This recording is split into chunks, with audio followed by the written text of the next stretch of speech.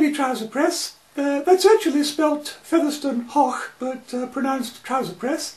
And you're probably assuming that I am the chief stewardess on your flight this evening, whereas in fact I'm not. I am the captain of your flight this evening, and I don't want to hear any jokes about Virgin captains, boys, if you don't mind.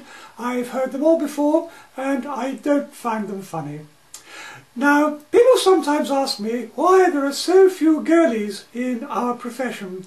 I think we number about 5% overall in the numbers of commercial pilots within the United Kingdom. The reason I think puts most girlies off to start with is that during the initial training we do actually have to learn to map read, girls. But once we've passed our test, passed our driving test, we can forget all about those silly maps, because when they let us fly these lovely big shiny aeroplanes, they give us these lovely little television screens which we can look at. Look, 1, 2, 3, 4, 5, 6, oh, lots of them really. Up here also, of course, you've got your makeup mirror. Here you've got a place to hang your handbag in flight. And down here, if you've been following closely, this is the place that our friend Brissy keeps his beer, keeps it nice and cold for him for 6 o'clock. Now, the other thing that I think girlies are concerned about coming into this profession initially is parking. Now, I do understand, girls, that we do have difficulties in parking, but let me put your mind at rest on this.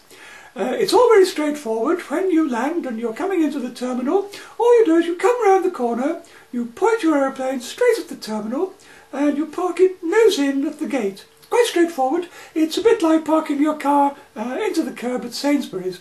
And when the time comes to leave, actually, it's even easier because this nice little man in his tractor comes along, and he will actually connect the tractor to your nose wheel. He will then push you back from the gate, point you in the right direction, give you a nice little wave, and off you go. You give him a wave, and off you go on your flight. The other good news is that you will never actually have to do reverse parking. You know, those things that us girlies aren't naturally very good at. You know, you don't have to back your aeroplane like that and then get it like that and then back it into the slot like that. Doesn't happen. So don't worry about that. Lastly, unless you have made a complete and utter cock-up of your taxiing instructions, you will never have to do a three-point turn on the taxiway.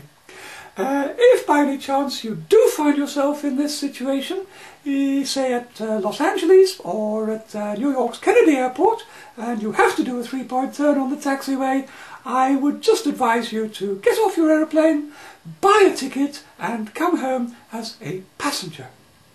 Now, on the flight this evening, I have my co-pilot with me here. She is also of the female genital group, as is my flight engineer who sits behind me here. She is also of the female genital persuasion.